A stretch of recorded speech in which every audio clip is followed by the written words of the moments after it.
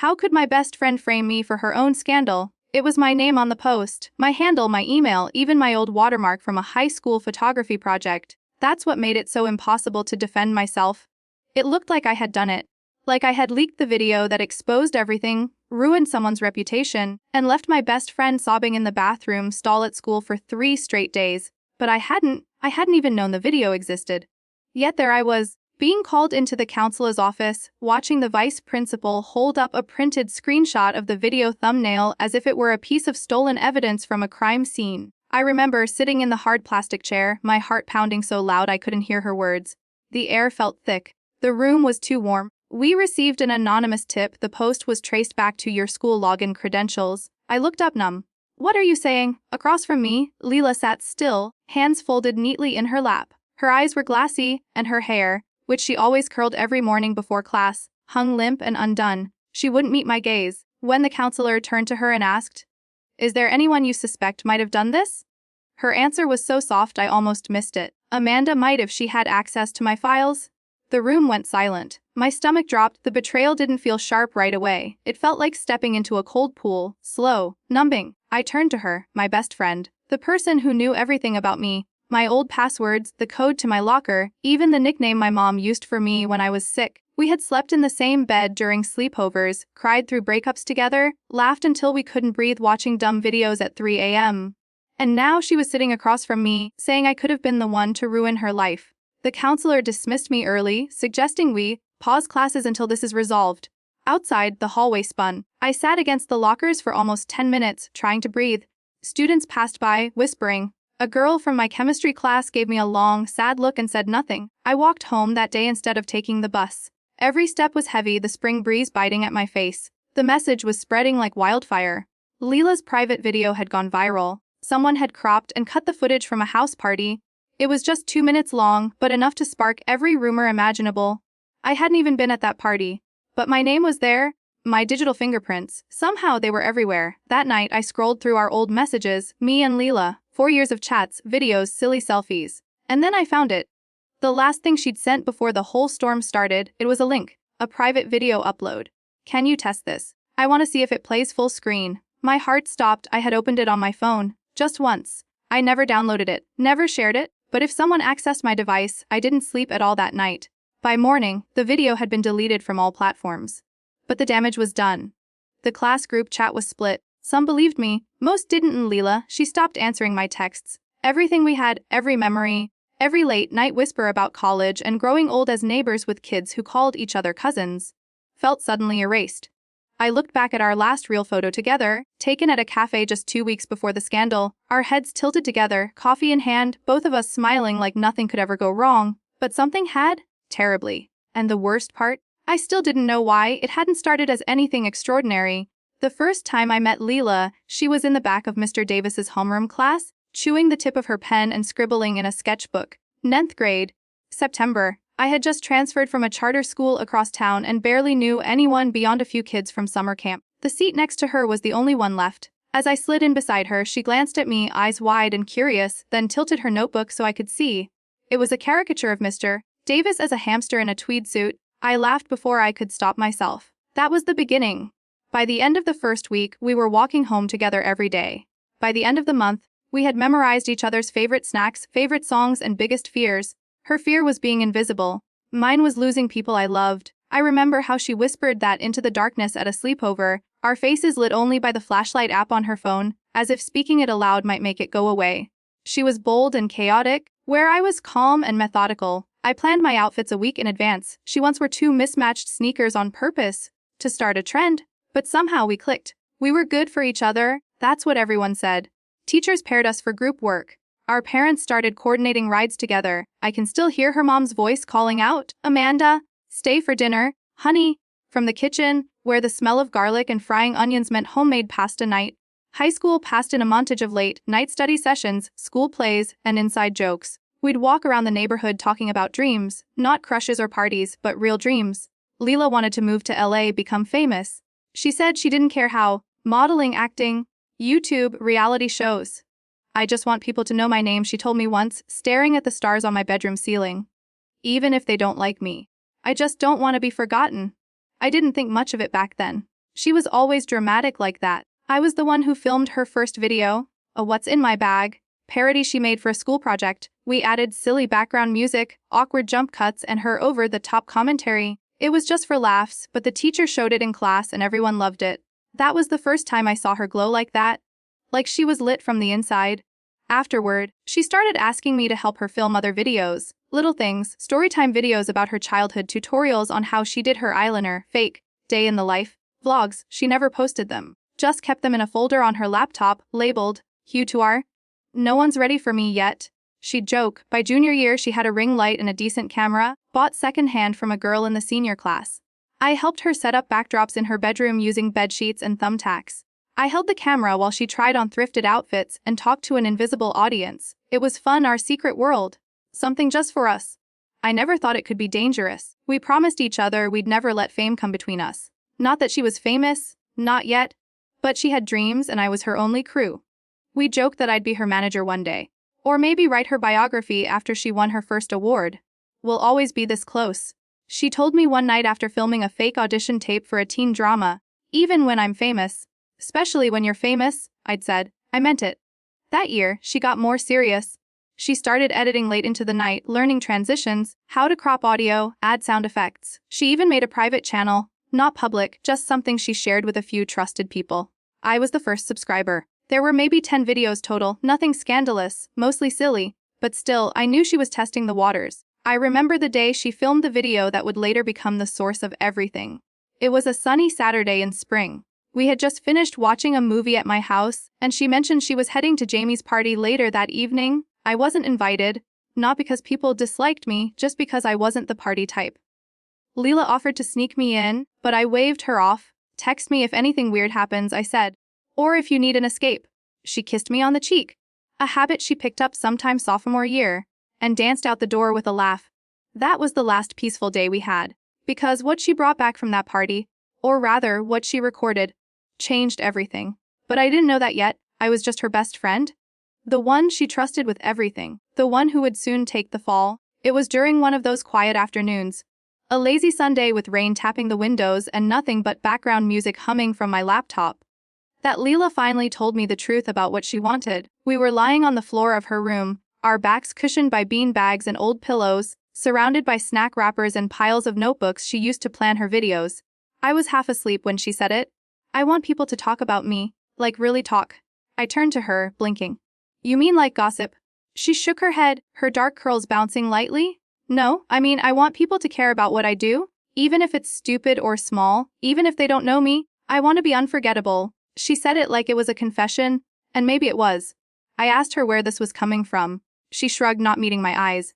"Every time someone goes viral, I wonder what it'd be like. Just for a day, you know? The adrenaline, the DMs, people noticing you." I didn't know what to say. I thought she was being dreamy, like usual. But then she pulled out her notebook, the one she never let anyone else see. On the front was a taped-on sticker that read, "Now yay ET." Inside were plans, lists, video concepts, controversial titles, hashtag strategies. It wasn't a joke. It wasn't even a hobby anymore. She had been working toward this for a while. I scanned the pages, eyebrows raised. "You're serious?" Leela nodded. "You know how people say you have to be lucky to go viral? I don't believe that. I think you just need the right kind of shock, the right kind of story." The way she said story made my skin prickle. I didn't ask more. Later that week, I noticed she had been editing something obsessively. Every lunch period, every spare moment between classes, she was glued to her laptop. She wouldn't let me watch this time. "It's a surprise," she said, flashing a grin that didn't reach her eyes. I tried not to worry, but she was acting strange. She started whispering with a girl named Mika, someone she used to call a social ladder climber. Now they were passing notes, disappearing to the bathroom together, taking selfies that she wouldn't post. It wasn't like her. She had always hated fake friendships. And then one night, she sent me that message. "Can you test this? I want to see if it plays full screen." It was a video link, unlisted, private. I didn't think much of it. Just clicked it, let it buffer, saw a party scene flash for half a second, then closed it. Nothing stood out. I figured it was a vlog teaser or some artsy montage she was working on. I didn't even ask questions. If I had watched it more carefully, slowed it down, paused, really looked, maybe I would have noticed the background. Maybe I would have seen what everyone else saw when the video went public. But I didn't. And 2 days later, the whole school had seen it. It was only 2 minutes long. The clip showed a group of teens at a house party. Laughter, flashing lights, cups raised. But near the end the camera pans just slightly, almost like it was meant to. And there in the corner, caught mid-laughter, was Leela.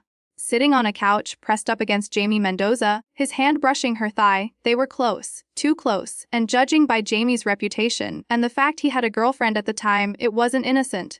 The video had no title, no explanation, just an anonymous post on an Instagram gossip page followed by the caption, "Guess who's not so innocent?"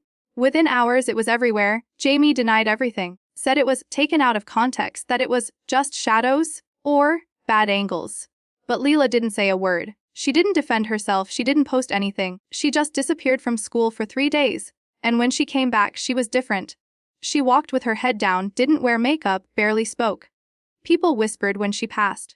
The teachers avoided eye contact. Everyone wanted answers. So did I. But she never gave them. Instead, she pulled me into the art room during lunch. Just the two of us, and whispered. Someone leaked it. Someone hacked my drafts folder. Her voice trembled. She looked like she hadn't slept in days. I reached for her hand. Who would do that? She didn't answer. I offered to help her trace the login. We talked about security, about who had access. I even suggested calling the app support team to report the breach. But she wasn't listening. She was staring at me, like she was thinking something dangerous. And then she said it. "You opened the link, right?" I blinked. "Yeah, the one you sent me." "Why?" She bit her lip. "That counts as access. You were the only one I sent it to." Her voice was soft, but her eyes were hard. It was then I understood. She wasn't trying to find the truth. She had already decided on the story, and I was the villain in it. That party, the one I never attended, became the scene of my public undoing. I learned more about it after the fact. It had been held at Jamie Mendoza's house while his parents were away for the weekend. About 50 people showed up. No teachers, no rules. Just blaring music, dim lights, and a sea of red cups. Someone brought a smoke machine. Someone else live streamed a bit before getting too drunk to remember their password. Leela had gone with Mika. I only knew that because a blurry photo surfaced on social media the next day. A candid shot of them walking in together, arms linked. It was grainy, backlit, but her silhouette was unmistakable. So was the little silver necklace she always wore, the one with the tiny glass charm that I gave her for her 15th birthday. She never took it off. Except, 3 days after the video exploded online, she did. She showed up at school without it. No necklace. No eyeliner. No Leela really. Her body was there, her voice still echoed in class roll calls, but the spark was gone. I tried to talk to her in the hallway that Monday. She looked right through me and kept walking. That same afternoon, our school's anonymous gossip page posted a new update, leaked by her best friend. That's cold. Attached was a screenshot of the now deleted video's metadata. It showed a file name, one that included a tag from my cloud drive. I didn't even know it had synced, but I had clicked the video on my phone when she sent the link. My drive was auto-linked to my media apps. Suddenly, it looked like I had saved it and shared it. I was in physics class when the first text hit my phone. "Did you really post it?" Then another. "People are saying it was you. WTF?" And another. "You're dead to me?" I left class early and locked myself in the girls' restroom, not to cry, not yet, just to breathe, to figure out if this was a prank. Some cruel joke. But by the time I walked out, the principal's assistant was waiting for me with a pink slip in her hand. "Office?" Now, it all unraveled from there. The meeting was brief but humiliating. I sat across from Leela and the school counselor while they reviewed evidence. A printout of login history. My name attached to timestamps I didn't recognize. The counselor was professional but suspicious. Leela kept her head low, hair curtaining her face. I kept asking the same question, why would I do that? No one answered. The school stopped short of suspension. They said they needed formal investigation, but I was barred from media classes. My teachers stopped calling on me. A few friends stopped replying to my texts. And Leela, she didn't speak to me at all. The silence between us wasn't empty, it was loud. Loud with years of trust cracking in real time. Loud with the echo of her voice in my memory. "I'd never lie to you." I started digging. If I was going to be blamed, I needed to clear my name. I reviewed every app, every device, every upload trail. I stayed up until 3 a.m. combing through system logs. I emailed tech support. I even tried to talk to Mika, but she blocked me after one message. "You're poison." I felt like I was drowning in a flood I couldn't see coming. Every step I took to defend myself only made me look guiltier. And then I remembered something, a detail so small, I almost missed it. Leela had once asked me to help her create a decoy email account. Backup, she'd called it. It was for a secret video project she didn't want anyone to trace back to her personal channel. I hadn't thought twice at the time. But suddenly, it clicked. If she wanted to leak something without anyone knowing it was her, she had the tools. And she had me to point the blame at. The possibility hit me like a punch.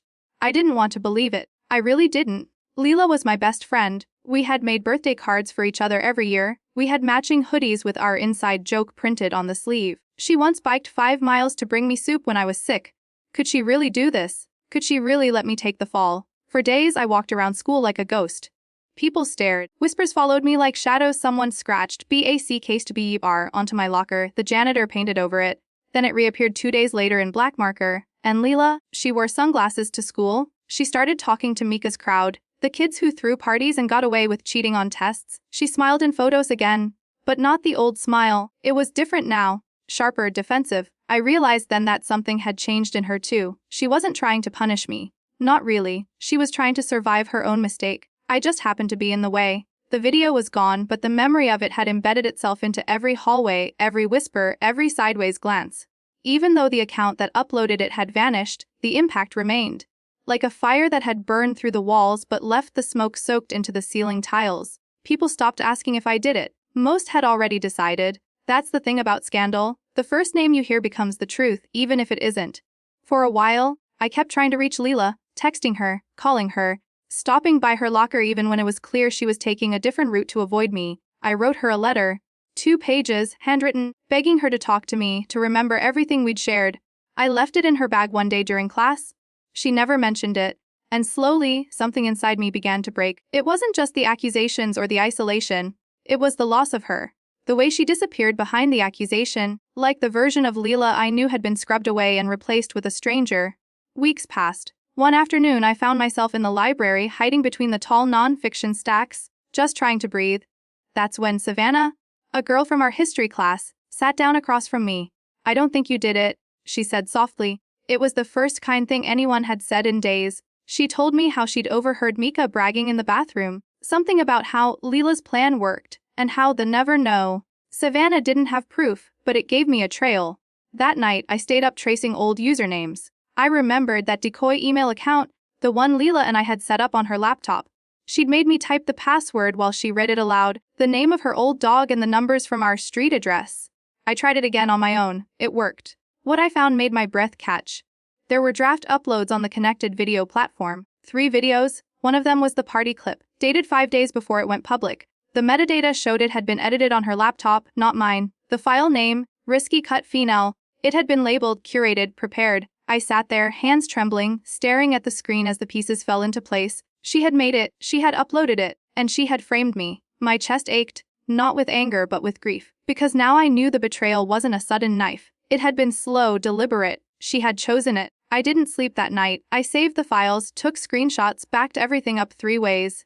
But I didn't feel triumphant. I felt hollow, like finding the truth had cost me something I couldn't get back. And the worst part? A small part of me still wanted her to say it wasn't what it looked like. Still wanted her to say she was sorry, that she missed me, that she hadn't meant to. But that moment wouldn't come, not yet, because telling the truth meant she'd lose everything she had clawed her way into, the new friends, the sympathy, the social capital. And for Lila, that was everything. I didn't know what to do with the evidence. Not yet. But I knew one thing: I couldn't pretend anymore. I wasn't gonna wait for her to fix it. Because she wouldn't. Not on her own. I stopped trying to talk to her. That was the first shift. No more messages. No more waiting by her locker. No more checking my phone late at night hoping for an apology that would never come. Instead, I watched as she returned to the social spotlight with careful grace. Her hair curled again, her makeup meticulous. She began wearing new clothes. Borrowed from Mika, I assumed, and started appearing in TikToks with people who had never even spoken to us before the scandal.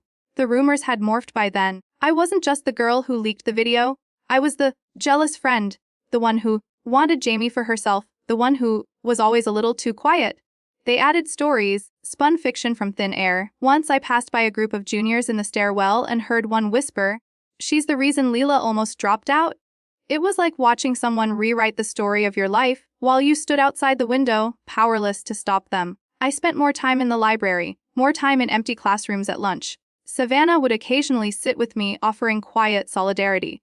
But even she didn't know the whole truth. I hadn't told her about the USB. Not yet, not about the email account, not about the video drafts. I still didn't know what I wanted to do. Maybe I was still hoping Leela would come clean, that she would, at the very least, speak to me. But she didn't. Then came the invitation. It arrived in my locker, slipped between my textbooks, a soft lavender envelope with silver calligraphy. Senior class send-off, gala formal dress required. I almost laughed. The idea of celebrating anything felt absurd. But something tugged at me, a need to be seen, to reclaim some small part of myself I had been hiding for weeks. Maybe it was time to stop. I found a dress in the back of my closet, one I'd bought months ago before everything collapsed. My mom helped me curl my hair. When she saw me standing in front of the mirror, she smiled, but it didn't reach her eyes. "You sure you want to go?" she asked gently. I nodded. I didn't trust my voice. The event was held in the school gym, transformed with fairy lights and soft music. Tables lined the walls, and a makeshift photo booth stood in one corner. People stared as I walked in, but no one said anything. I spotted Leela near the refreshment table, laughing at something Jamie said. Yes, Jamie. They were talking again, standing close. I couldn't tell what burned more, her standing beside him or the ease on her face. Like she hadn't ruined anyone. Like none of this had ever happened. Then she saw me. Our eyes met across the room. For a second, her smile faltered. Just a second. But it was enough. She turned away. I didn't cry. Not even when someone knocked a drink onto my dress. Not even when I overheard a whisper. Why is she even here? I left early, walking home alone under a sky thick with clouds. It wasn't until I got to my front porch that I saw it. Annexed under the doormat. No name, no return address. Inside was a single sheet of paper. Typed, clean, one sentence. You should be careful who you trust. No signature, no hint of who sent it. But I knew it wasn't a warning. It was a message. She knew I had the truth. And she was scared. The day she named me, officially, clearly, with no room for doubt, was the day I stopped pretending I didn't hate her. Up until then, everything had been shadowed. Implication, innuendo, the kind of quiet accusation that slips under doors and coils like smoke. I could almost convince myself that it wasn't personal, that she was just scared, that she didn't mean for it to go this far. But when she stood in front of the school counselor, her voice calm and rehearsed, and said, "I didn't leak the video. Amanda did," everything changed. It was a Tuesday. I'd been pulled from class again. A routine that had become as familiar as the morning bell. The counselor's office smelled like artificial lemon and carpet cleaner. I sat down, ready to defend myself yet again, ready to explain cloud storage and email attachments to someone who didn't understand. But this time, Leela was already there, hair braided, glossed lips, calm. She didn't look at me. The counselor spoke first. Leela wanted to add something to her previous statement. That's when she said it. Just like that, like it was a fact. I felt my stomach twist into a knot that wouldn't undo. I turned to her. "Why are you doing this?" She didn't answer, didn't even flinch. The counselor nodded solemnly, then began outlining the next steps: formal investigation, potential disciplinary action, review of my student record. She used the word serious 5 times. I heard none of it. All I could hear was the silence between me and the girl I used to trust with my life. When I was dismissed, I didn't go to my next class. I walked straight home, cut through the woods behind the school, didn't stop until I was on my bedroom floor with my back against the door, the USB clutched in my hand. It wasn't just betrayal. It was annihilation. She had erased me from her story and written in a villain to take my place. And now, she was telling it to everyone who would listen.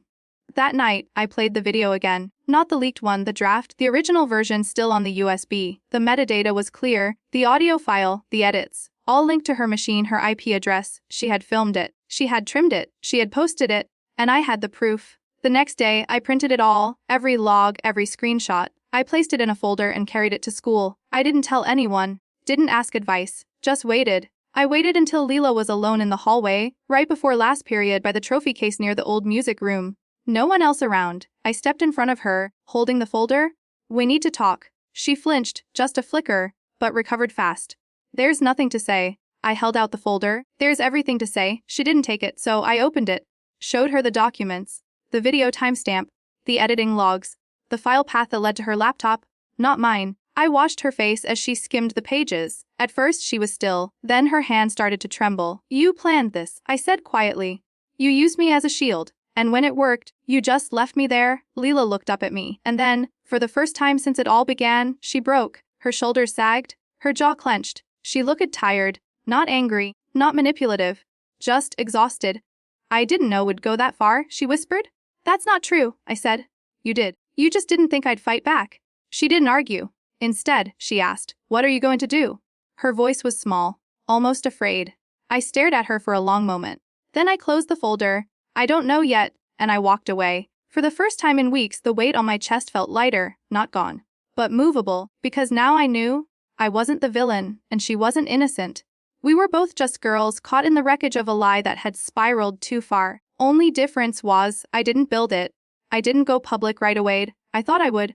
Thought I'd storm into the office, slam the folder on the principal's desk, and watch everything unravel like some teen movie climax. Watch people's faces shift from suspicion to horror. Watch Leela's new friends abandon her, one by one. But the truth is, I was tired too. Tired in a way that didn't sleep off. So I waited. I carried the folder with me for 3 days, tucked into my backpack like a secret weapon I didn't know how to use. Every time I opened my locker and saw it sitting there, I asked myself the same question: would exposing her make me feel whole again? Or would it just make me her? Because I'd seen what people could do when they were given a villain. They didn't care about nuance.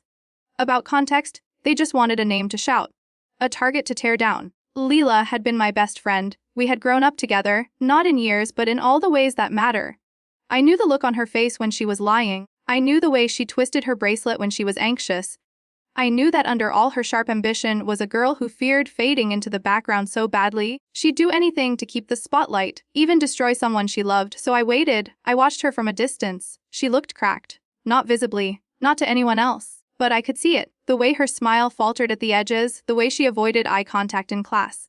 Even her laugh had changed. It was louder now. Forced. Like she was trying to drown out a sound only she could hear. One afternoon I saw her sitting alone in the quad. No Mika, no Jamie. Just her staring at her phone, not moving. I walked past her. She didn't look up. That's when I knew I had already made my choice. I wasn't going to destroy her, I was going to clear my name. And that was all. So I went to the counselor's office, calm and prepared. I asked to speak privately. I presented the folder, walked them through each document, each video, each timestamp. I answered questions, signed a statement, let them copy everything to a secure drive. The counselor didn't say much, just nodded slowly, eyes scanning the proof. Why didn't you bring this forward earlier? She asked softly. I hesitated. Because I didn't want to hurt her more than she already hurt herself. It wasn't the answer she expected, but it was the truth. The school began a quiet inquiry.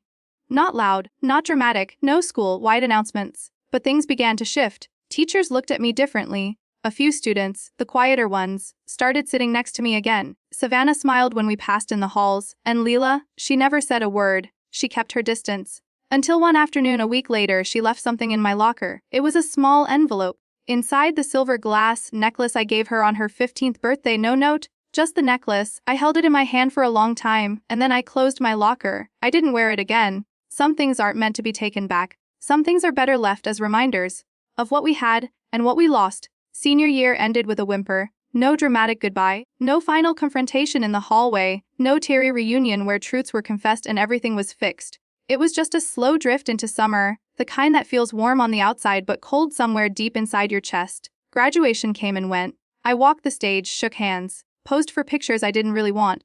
Leela was seated 5 rows ahead of me, her hair pinned in soft curls, her cap decorated with rhinestones that spelled out, "Watch me." She didn't look back. She didn't have to. We were no longer part of the same story. I spent most of that summer indoors, packing for college, sorting through old things. I found photo albums I didn't know I'd kept. Printouts of Snapchat screenshots, Polaroids from those sticker photo booths at the mall, folded notes with our joint signatures and silly code names. In the back of one drawer, I found a USB drive, not the one with the video, that had already been submitted, stored, and archived by the school's review board. This one was older, plain, unlabeled. But I knew exactly what it was. It was the archive of Leela's first video experiments. The ones she didn't want anyone else to see. The ones we filmed in her bedroom late at night, laughing into the camera about things we thought mattered more than they did. I plugged it in. There she was. 12 seconds of blurry, shaky footage of Leela lip syncing to a pop song with a hairbrush in her hand.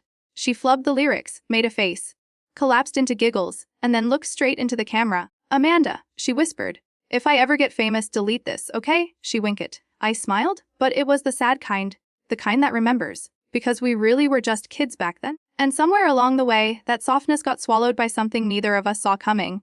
I put the USB in a drawer and closed it for good. By the time I moved into my college dorm, it felt like another lifetime. But healing doesn't arrive with a new zip code. It comes slowly in pieces. In moments where you reach for your phone to text someone and realize you don't have to anymore. In quiet evenings when your laughter isn't shadowed by the echo of someone else's absence. In the long, silent recognition that you survived, not unscathed, but intact. It took time, more than I thought it would. But the longer I stayed away, the easier it became to remember who I was before Leela's betrayal.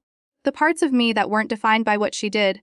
The parts that still loved fiercely, still trusted, still hoped. And then one day, maybe a year later, maybe more, I realized I hadn't thought about her in weeks. Not with anger. Not with sadness. Just not at all. And that was the moment I knew I was free. The bridge was our place. It wasn't much, just a wooden footbridge over the shallow creek behind the middle school, worn and creaky, with initials carved into the railing from kids long before us. But it was ours. We discovered it in 9th grade after taking a wrong turn during a fire drill. For years, we returned to it every time something big happened, a failed test, a bad breakup, a scary family fight. It was where we went when we needed silence that wasn't empty. A place between worlds, between childhood and whatever came next. So it felt right to meet her there. I didn't plan it, not really. But one early August evening, 2 weeks before we both left for college, her to California, me to the East Coast, I found myself walking there, maybe out of nostalgia, maybe out of some quiet hope. And there she was, already standing in the middle of the bridge, arms resting on the railing, watching the water move beneath her. She didn't look surprised to see me. "Hey," I said quietly. "Hey." We stood there for a while without speaking. The sky above us was streaked with pink and orange, the way summer evenings like to be soft right before they disappear. Crickets chirped somewhere in the tall grass. Finally, I asked, "Why here?" She shrugged. "'Cause I knew you'd come." I didn't know what to say to that. I looked at her, really looked at her. She was thinner, more serious. But her eyes were the same, sad in a way that used to only surface during late-night conversations, when all the humor had worn off. "I didn't want to hurt you," she said suddenly. I laughed, sharp and soft all at once. "Then why did you?" Leela closed her eyes. "Because I was scared. And stupid, and selfish." The silence between us was heavier than the words. "I thought I could control it," she continued. "The story, the fallout. I thought if people believed it was you, it would blow over faster, and you just let them ruin me," I said. "While you smiled and moved on?" "I didn't move on," she whispered. "You think I'm okay? You think I don't wake up at night wondering what I've done?" There it was. The crack. The weakness she never let anyone else see. "I miss you," she added. "Every day. But I don't know how to undo it." "You can't?" I said. She nodded, eyes glistening. And for the first time in months, we were just two broken girls on a bridge again. Not enemies. Not stories. Just people. We didn't hug. We didn't promise to stay in touch. But she reached into her pocket and handed me something. A small, worn piece of paper. One of our old notes from sophomore year. The kind we used to pass during class. My handwriting on the front, her reply on the back. She said nothing as she gave it to me. I took it, folded it into my palm, then I walked away, not angry, not satisfied, but it was done. I didn't expect the aftermath to be so quiet. You think when you finally reveal the truth, when you take your evidence and lay it down for everyone to see, that something explosive will follow. Apologies, backpedaling, maybe even a public reckoning, but none of that happened. The school board met behind closed doors.